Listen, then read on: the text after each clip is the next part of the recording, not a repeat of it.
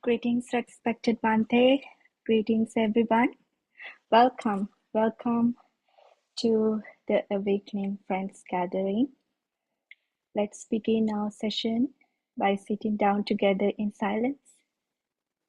I'm going to invite you to sit quietly for the next 5-7 minutes and gently closing your eyes and bringing your attention to the present moment. Enjoy the silence.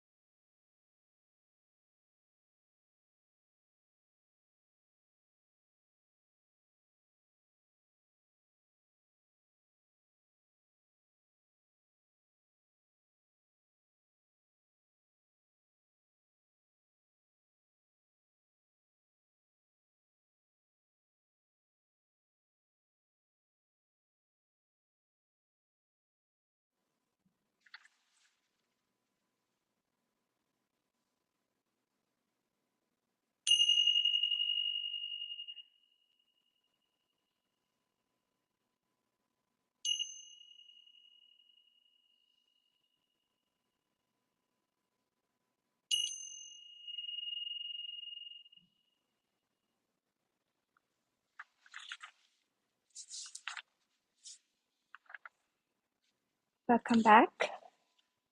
Thank you for sharing that beautiful silence. Before we begin our discourse discussion today, I thought to share a short reading from a book that I happen to read these days because I thought that resonates with the purpose of our gathering today. This book is called The Practical Neuroscience of Buddha's Brain, a very interesting book, and it reads this. Meanwhile, there's been a growing interest in the contemplative traditions, which have been investigating the mind and thus the brain for thousands of years, quitting the mind or brain enough to catch its softest murmurs and developing sophisticated ways to transform it. If you want to get good at anything, it helps to study those who have already mastered that skill, such as top chefs on TV if you like to cook. Therefore, if you would like to feel more happiness, inner strength, clarity, and peace, it makes sense to learn from contemplative practitioners, both dedicated laypeople and monastics, who have really pursued the cultivation of these qualities. No book can give you the brain of a Buddha, but by better understanding the mind and brain of people who have gone a long way down this path, you can develop more of their joyful, caring, and insightful qualities within your own mind and brain as well. I believe we are truly fortunate to have the presence of contemplative practitioners like our Bhante, from whom we can learn and guided on this path. With that said, I would like to respectfully invite to our Bhante to lead us on this discussion. And also, today too, I would like to warmly invite Onari to be our reader. So today we will be reading from the Numerical Discourses of the Buddha, translated by Bhikkhu Bodhi, and we are referring and continue reading from the Obsession of Mind, second part, from the point 6 on page 90. Over to you, Onari.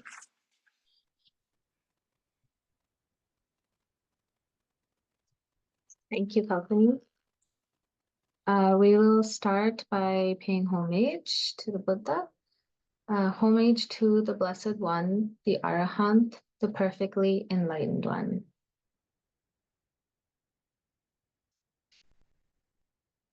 And Dhamma Kusala Hamdu, I will start with point 6. For everyone, we are at point 6. Bhikkhus, I do not see even one other form that so obsesses the mind of a woman as the form of a man. The form of a man obsesses the mind of a woman. Yes. Good evening, everyone. I think it's an evening for most of you. Shall we go back one more point? Yes. So point 5. Point 5. Yes. Because I do not see even one other touch that so obsesses the mind of a man as the touch of a woman. The touch of a woman obsesses the mind of a man. Yes. So this is where we ended last time. And you can see this very discussion or this very explanation Buddha is giving on the faculties. the eye, then the ears, then the nose, tongue, body. These 5 things we try in a way pleasure seek through these 5 senses, right? That's what we have been discussing.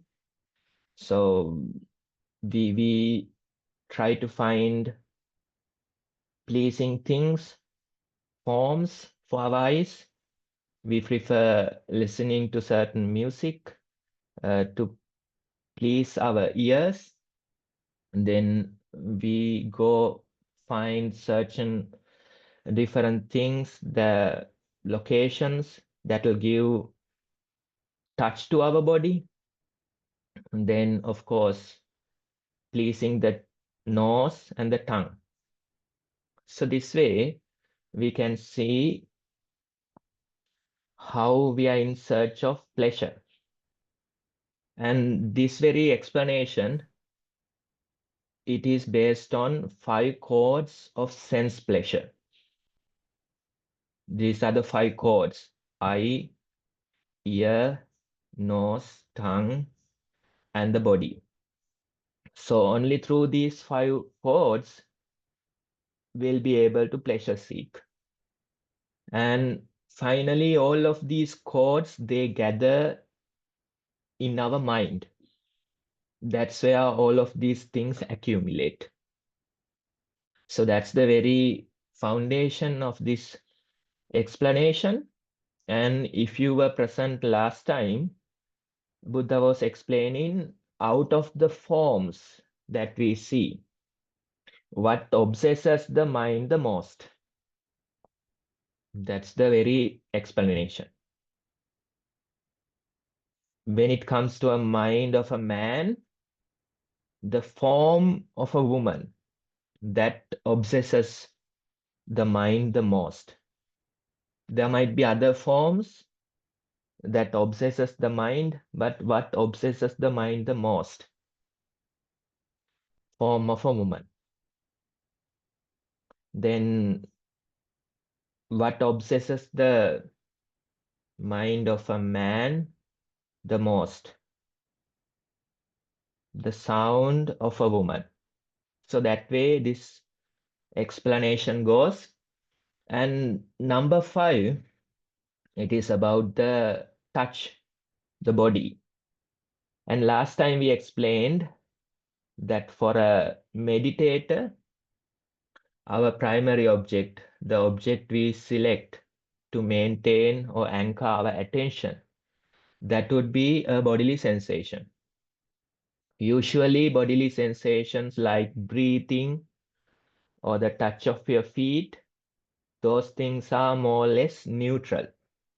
Time to time, breathing might be pleasant or unpleasant, but most of the time, these sensations like breathing, they are neutral.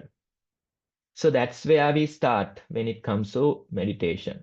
You walk, you try to stay with the steps, the touch of your feet. You sit, you try to stay with the breathing. You do your daily activities and you try to bring a certain level of attention to the bodily sensations. Especially for the people who are busy. I'm sure most of this gathering, you two are very busy. So when you work, when you go through your work day, it's good to be grounded in your body. Every now and then, simply check in with your body. Make sure that it is breathing properly. Make sure that you feel the other sensations there. Maybe you feel a certain tightness or burning of your eyes, right? So these type of bodily sensations are available all the time. And as meditators, it's good to be grounded in the body. And when you do that, what you can feel is that this very grounding will release the stress, anxiety in your mind. Usually if you don't know meditation, if you are not grounded in your body, usually what happens is that the stress, anxiety, it keeps building throughout the day. And most people towards the end day, they probably feel suicidal sometimes. So that's the stress that carries from the whole day, the anxiety that they feel, right? So the people who are aware of their bodies, people who gets grounded into their bodies every now and then, they build the stress, but due to the grounding frequently, they release that stress, right? So you can work through your daily activities, but still maintain a certain level of peace in your mind. So that would be a good practice for a busy person. Every now and then, simply be grounded in your body. When you walk, when you climb steps, simply notice the steps. Notice the sensations, walking sensations, the pressure points. When you sit, simply notice the breathing. You can attend to other activities. That's not going to be a difficulty. You can attend to them, but every half an hour or so, every now and then, simply notice that the body is there, right? So that's the very object, the bodily sensations. That's where we start the meditation. And you start with your bodily sensations, and gradually the meditation will naturally evolve into other aspects. But you have to make sure you start with a bodily sensation, and that's the natural path. That's the simplest path. Otherwise, most of people, they get confused because they try to meditate on their mind. They simply try to start there, and without them knowing even, they get carried away. So that's the thing. Now, when we go to the sixth point, that's about the same explanation, but now Buddha is giving the same explanation for a woman. Earlier 5 points, that explanation was for a man. Now this explanation goes for a woman, right? So when it comes to the teaching, sometimes in the book you can find words like, addressing to the audience like a man. That type of address you can find. But you have to understand when it is called a man, it simply means mankind. So that's how the explanations are given. But in this particular explanation, you can find the first part is for a man and the second part is for a woman. That's the sixth point. That's where the second part starts. Now, Anari, we'll go to the number 6. Once again, please. Okay. For number 6. Because I do not see even one other form that so obsesses the mind of a woman as the form of a man. The form of a man obsesses the mind of a woman. Yes. So, what obsesses the mind of a woman the most? There are other forms that obsesses the mind of a woman, but what obsesses it the most?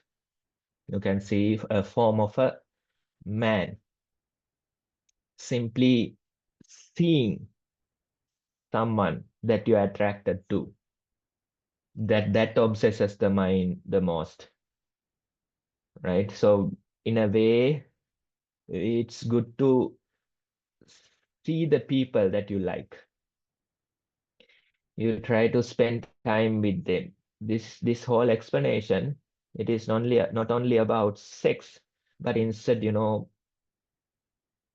spending time with them, seeing them, listening to them, right? Feeling the touch of them, hugging them. So that way you can see how we obsess these things in our mind.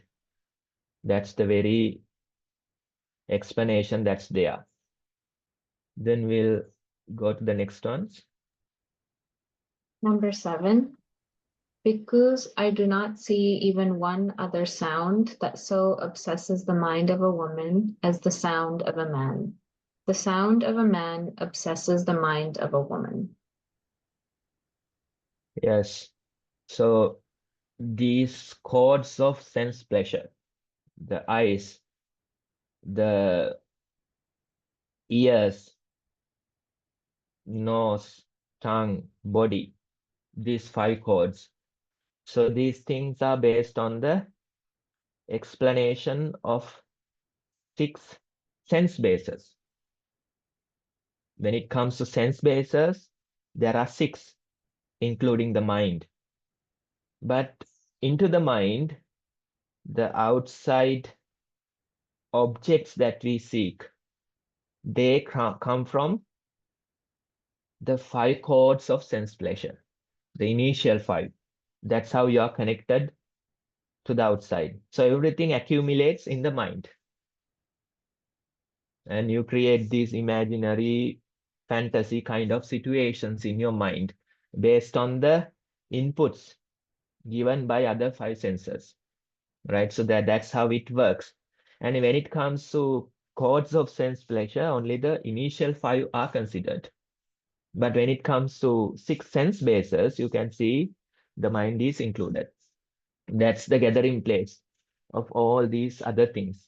All the 5 chords go and connect there, right? And I found this explanation about emptiness that Buddha gives.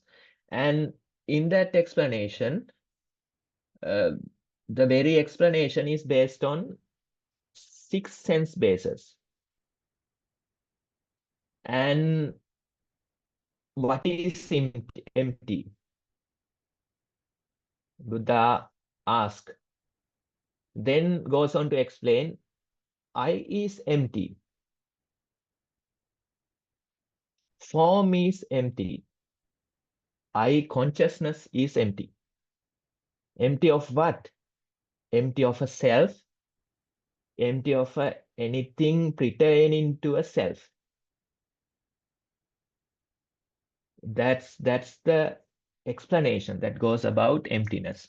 So you can see it's natural for us to identify the I as self, because we see all these forms that obsesses our mind through the I.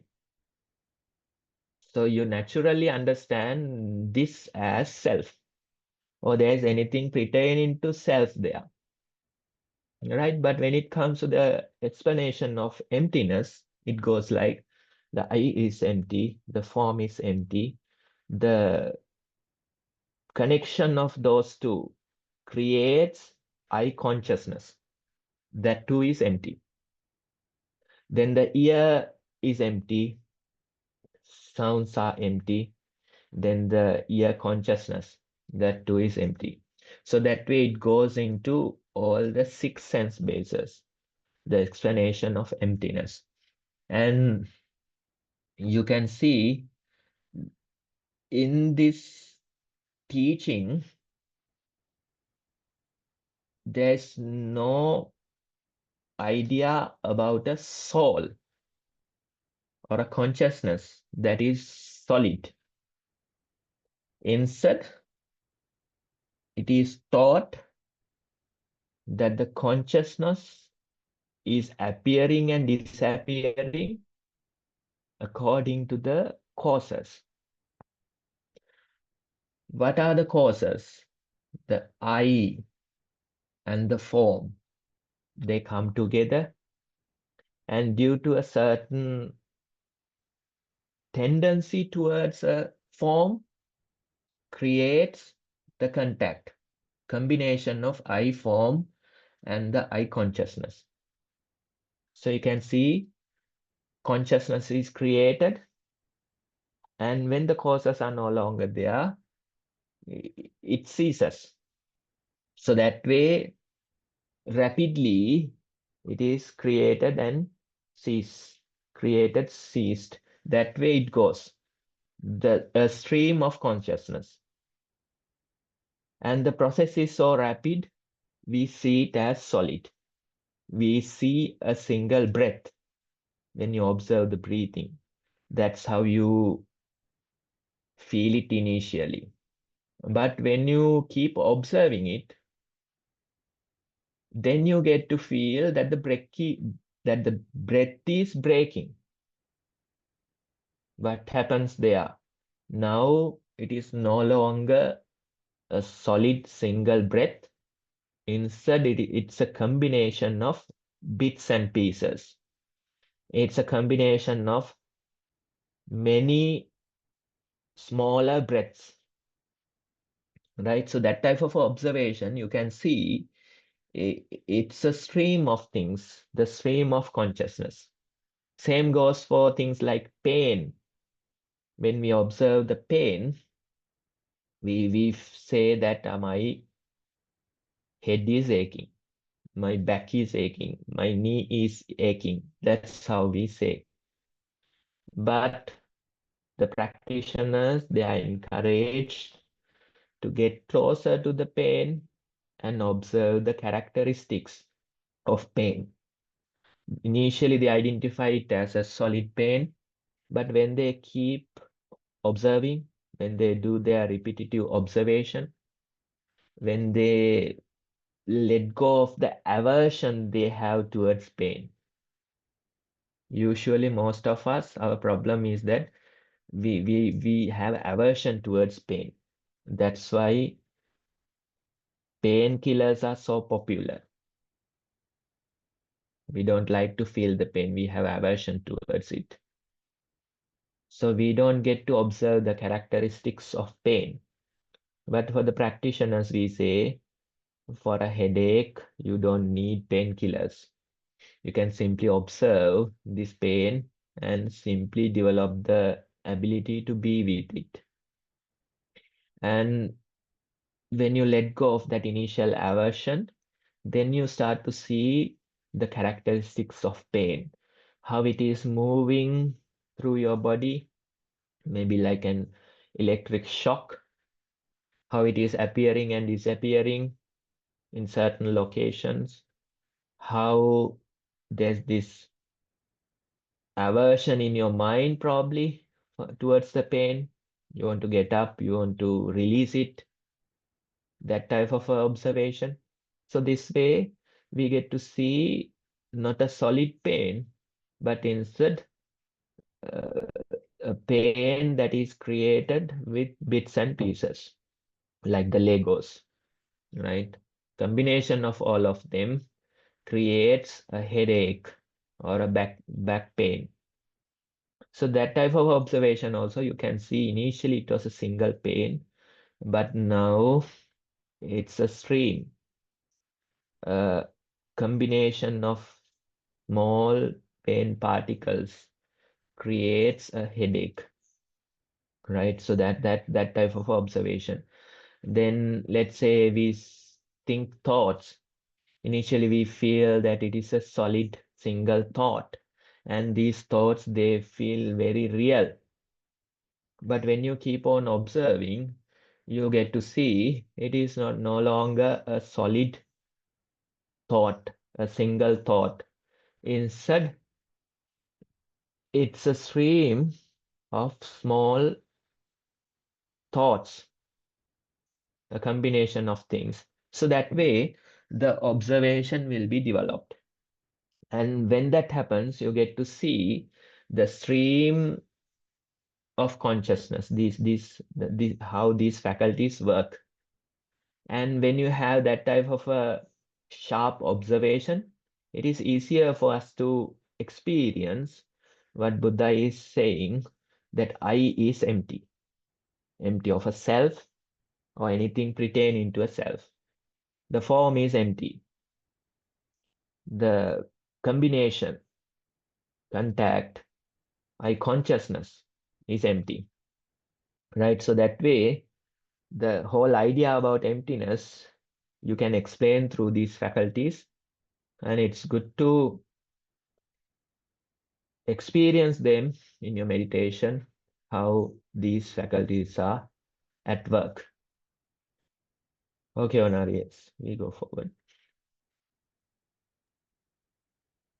Okay, for number 8, because I do not see even one other odor that so obsesses the mind of a woman as the odor of a man. The odor of a man obsesses the mind of a woman.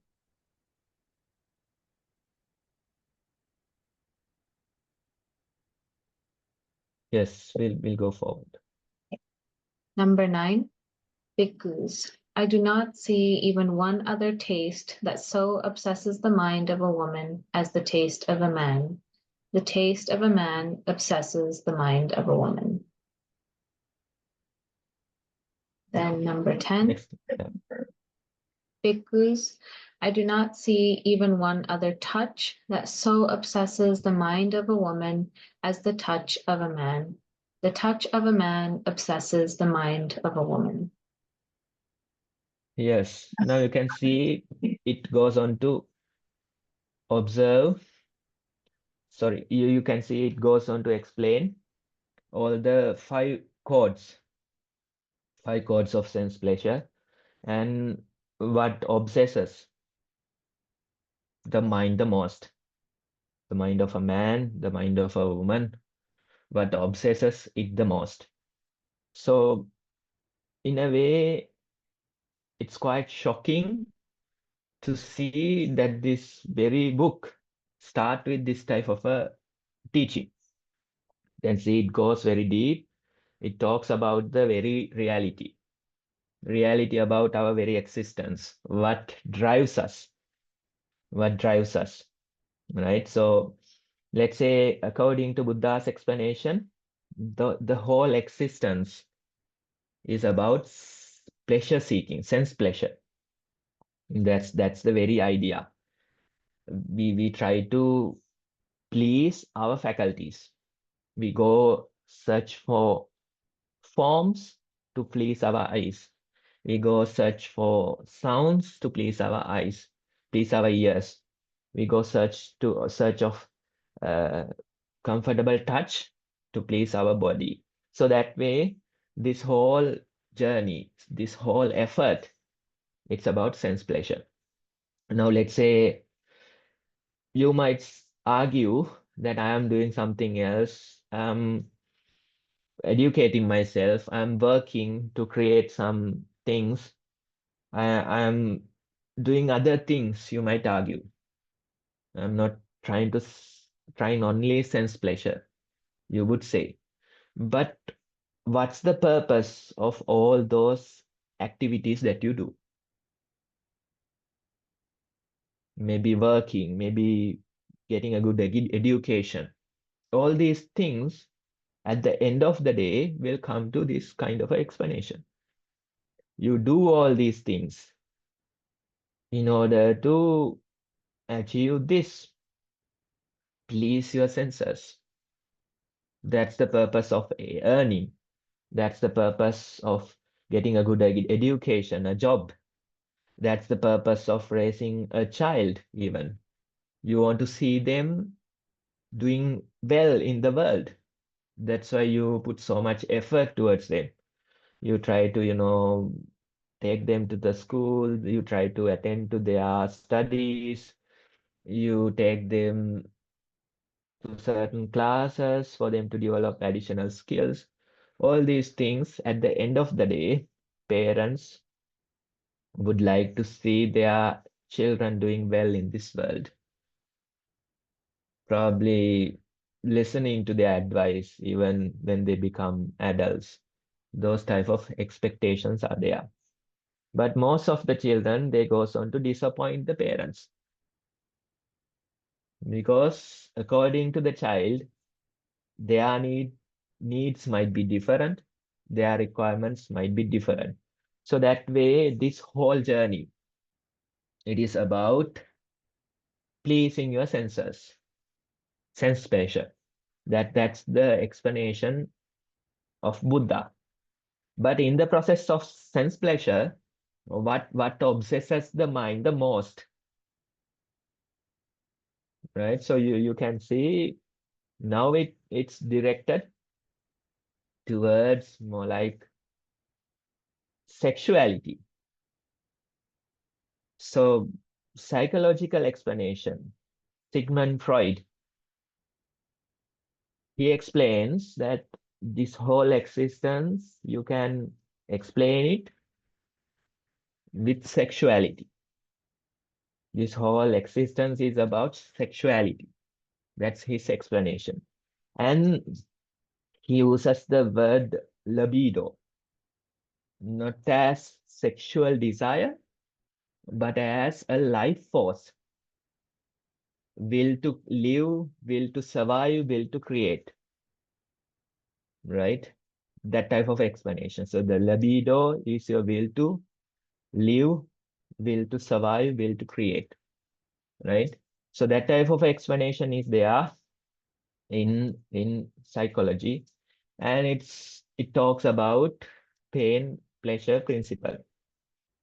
Your whole effort, it is to maximize, create pleasure, minimize, cease pain. That's the whole effort. So we go search in search of different things to maximize our pleasure, or maybe create a new one. Then we avoid certain things. We don't like our problems. We don't like sickness because we want to avoid pain, or at least minimize it with some method, right? So pain pleasure principle, you go in search of uh, pleasure. So you can see, although in the explanation of psychology, it starts saying sexuality, but the libido, very idea of that explanation, it is not only about sexual desire. Instead, it is about the will to live, the will to create, the will to survive. So that type of a life force they are talking about. So you can see at the end of the day, both the explanations, it comes to the simple idea of sense pleasure. Sense pleasure. That's what we are after. That's how it works, right? So it's good to observe in your daily life. You can observe the drive behind you. Usually we are ignorant towards it, but when you improve your practice, when you improve your mindfulness, little by little, you get to experience it. What drives you to do things? What is behind all this? What is behind the curtain? Right? So that type of observation would be helpful for you to understand your own drives. Sometimes, let's say, they explain about this new experiment that they have done. I think something related to psychotherapy. They made the participants stare at a blank wall for 1 hour. That was the whole exercise. You have to stare at a blank wall for 1 hour. And people would say 1 hour, that's too much. We have other things to do. But when you complain about 1 hour, you have to go check the screen time of your phone. There's this weekly report, right? So you can see how many hours of screen on your phone that you're averaging daily. Most people go around like 4 hours or so. So 4 hours you can stay on a screen, but you can't stay at a blank wall for 1 hour. They would say if you can project something on the wall, then I can stare at the wall for 1 hour, but not an empty wall. So that type of reactions come. But this whole exercise, they have figured out simply staring at a blank wall. It will help people to feel much more relaxed and comfortable in their minds.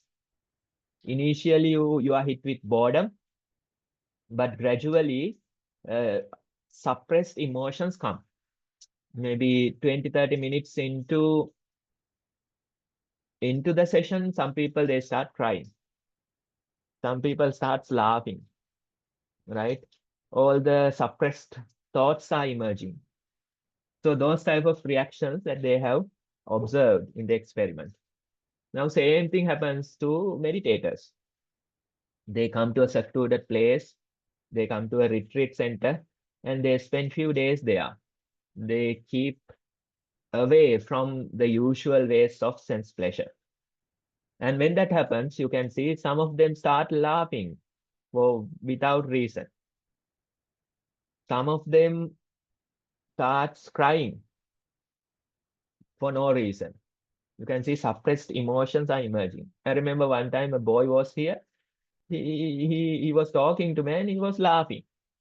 I asked, why you laughing? I don't know, Bante, but I feel like that. Why you're crying? I don't know, Bante, but I feel like that.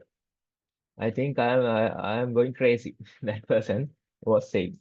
So you can see how these suppressed things are emerging. Usually what we do is we overwhelm our senses with outside things and everything is suppressed into the mind. But when you relax yourself, when you stare at a blank wall, you can see these emotions, these thoughts, they are resurfacing. Same thing happens in meditation. That's why we meditate. You simply sit, do nothing for a while. That's the sitting meditation. You walk, you minimize doing and simply be. That's the walking meditation. You allow these things to resurface. And that very process can help you feel much more relaxed and comfortable in your mind. That's the very idea. That's the very idea of meditation. That's why we keep ourselves away from usual ways of sense pleasure and try to experience what is happening. I'll add one final thought. Now, there's this book. It's about it's about a, an ex it's about an experience of a man who was in a concentration camp. Man's Search for Meaning. That's the title of the book. And that very person in that book explains his experience in a concentration camp for many years. They don't get enough food. They don't have enough hygiene. They have to work, heavy duty work throughout the day. So it's more like, better dying than surviving. But these people, despite all the harsh conditions, they survive because of a certain, let's say, a life force, we can say, according to today's term. The author, he identifies them it as man's search for meaning. Meaning, as long as there's meaning in your life, you will survive. You don't get enough food to nourish your body, but still you will survive. You don't get medicine, you don't have proper hygiene, but still you will survive, right? Like a skeleton, you will somehow survive as long as you have that meaning in your life or the life force in your life. And what is the meaning? Meaning is something beyond the concentration camp. They want to unite with their spouse. That's the meaning. They want to see their children grow up. That's the meaning. So as long as these people, they have meaning, they will survive. But after many months, suddenly a news comes from outside. They hear that their spouse was dead. Spouse died in a different concentration camp, or their children are no longer living. that type of a news arrives. As soon as they hear the news, they lose the meaning that they had. They lose the purpose that they had in their life. So this person observes, the author observes, after few weeks, this person's getting sick and die. This has happened for many rounds, many times. As long as they have some meaning in their life, they will survive despite all the hardship. But when they lose that meaning, when they lose that purpose, then they become weaker and they die within couple of weeks. So you can see what drives us. What is our life force? What is the purpose? What is the meaning of our life, right? That very idea is behind this explanation. These are the things that drives us. These are the things that gives purpose. This is our life force. So it's good to discuss such things with an audience. It's a blessing that we have a group that we can share such thoughts. I think with that, we can go into the next part. I have taken few extra minutes as well.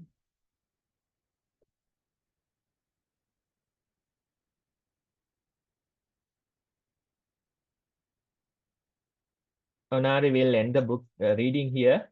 I think we have that other. Okay, Bhante. Thank you.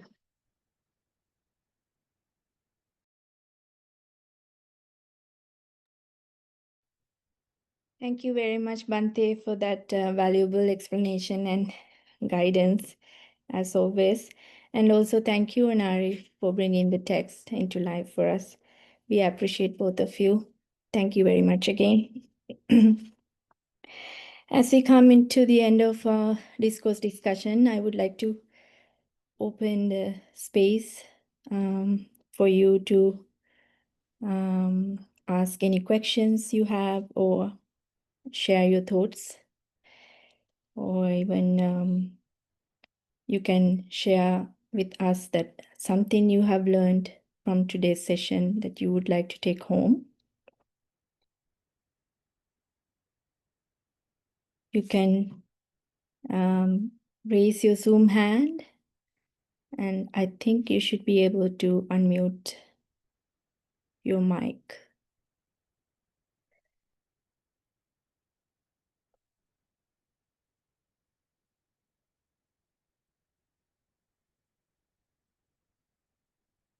If anybody wants to share even their meditation experiences, or if you have any questions for Bante, now this is the time for that. I can share something, Kopni. Sorry, I couldn't find my raise hand button. Okay. Um, One thing I think I can take from today is what Bante said about noticing what you do throughout your life or throughout your day and why it is that you do that.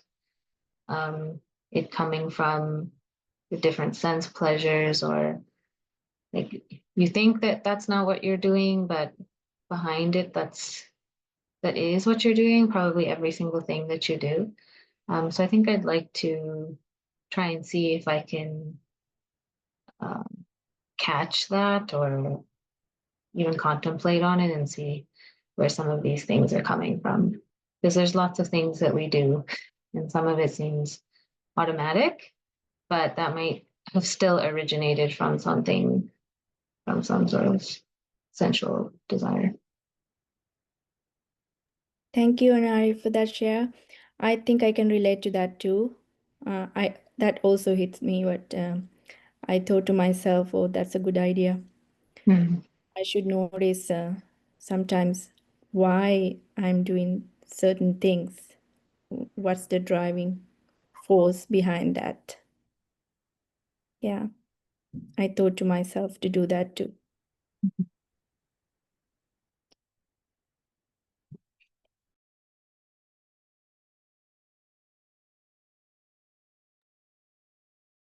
Yes, it's a good way to keep this observation. And initially, most of these things, they feel like, mechanical. You automatically do them. You don't really know why you are doing them. You don't really see why you are doing them. But when you keep up with your observation, little by little, you get to see them. What drives you? What are the hidden motives behind all these behaviors? So that type of observation, uh, i- if you do it long term, then that could reap real benefits. Try and see, and it would be very nice to discuss or share your observations next time. That way we can see our findings.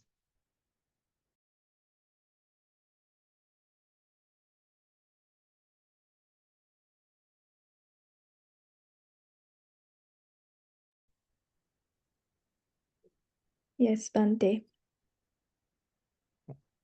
Alfini, I have something to kind of tag along with what Onari said and what you said.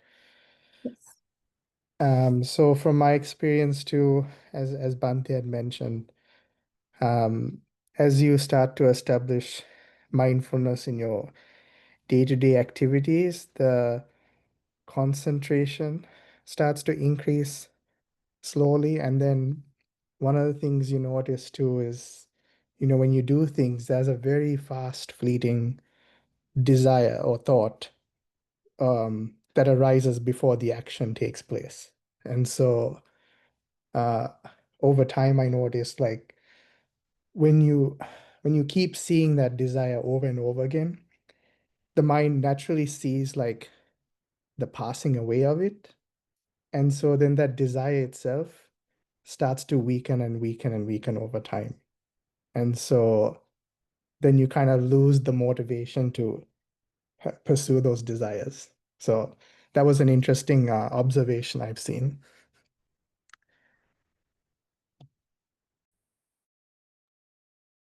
Thank you, Chatura, for sharing that valuable experience.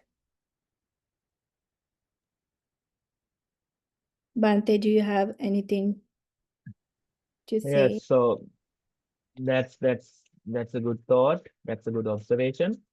Now, when you mentioned that, what came to my mind was most of the meditators, when they keep continue their practice, when that desire weakens, sometimes they are the meditators, they struggle to maintain their energy. That is felt, especially when you are a long time meditator, especially when you are residential, then they struggle to maintain their energy in long term. And that that might this very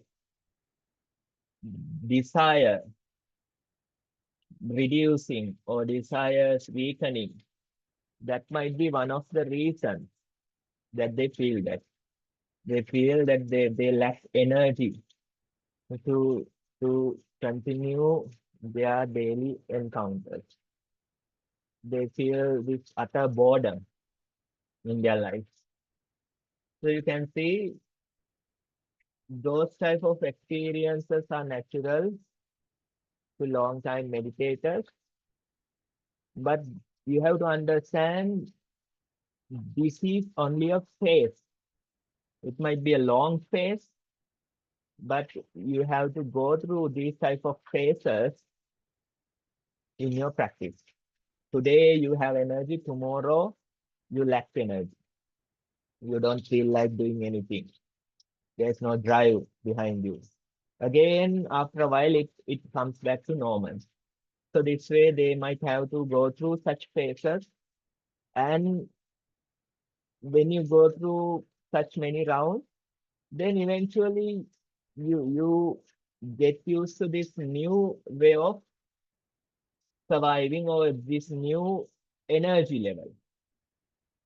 You don't have so strong desires driving you, but still you function. Due to some nature, you function.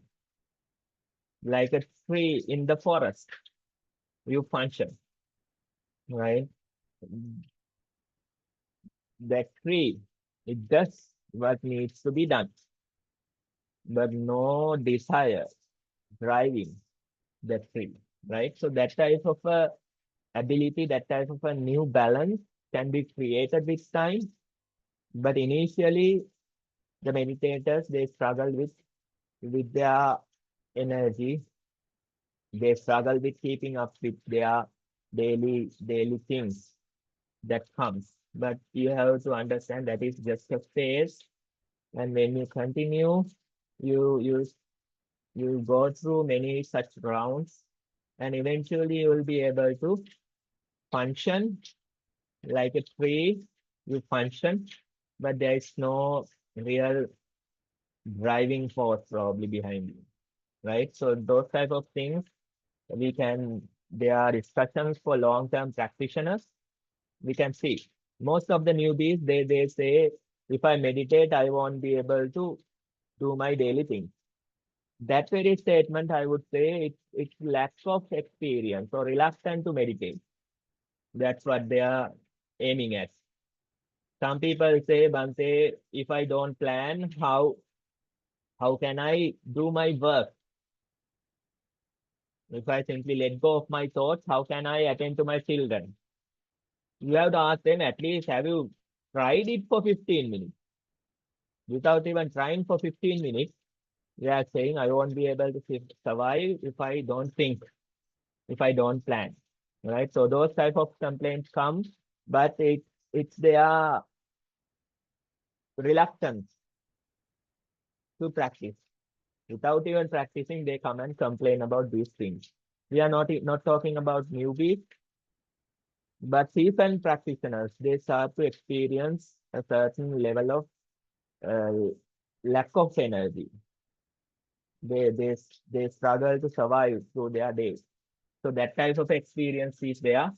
That's the very experience that we were talking about.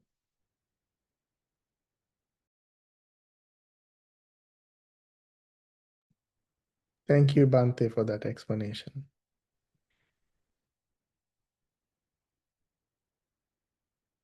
Thank you, Bhante, again. And thank you, everyone, for that valuable sharings.